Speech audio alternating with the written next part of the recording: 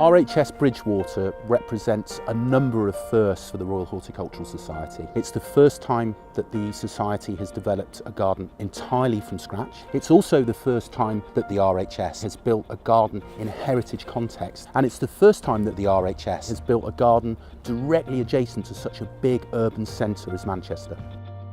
The key work horticulturally that's going on at the moment includes the repair of the walls in the walled garden, which is a gargantuan task but is coming along really well. We've also got the lake work, so it's been drained out now. We've got to desilt it, and then we'll be fixing around all the banks before filling it up next year. And thirdly, we've got an army of volunteers working their way through the woods, salvaging materials on the one hand, but also clearing a lot of the rhododendron ponticum which is invaded through the site, and just knocking that back and opening everything up ready for planting. So a big part of our objectives here is to try and inspire the next generation to want to garden themselves or even to work in horticulture in future. So we'll have a whole range of activities. We're building a learning centre with 2 classrooms and also a teaching garden, and that's primarily aimed at school children, primary schools. We'll also offer up to 20 traineeships and apprenticeships and have a whole programme of much more high-level horticultural training opportunities.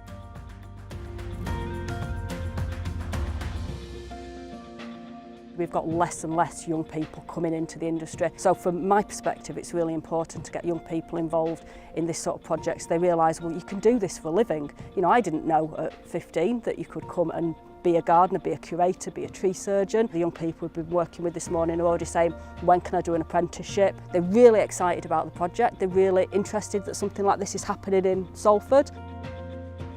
I would recommend the programme Bridgewater to my friends because it's really great, active, you can learn new things. We fed the pigs today and looked after them, which has been really fun. I've enjoyed that. I'd definitely come back when NCS is finished, maybe everything they're doing here is good. We've never had a garden in Salford before. It's just like a getaway. It's been good fun. I've met lots of new people. The really big advantage of the garden being so close to Manchester is that we can outreach to such a wide audience of diverse people.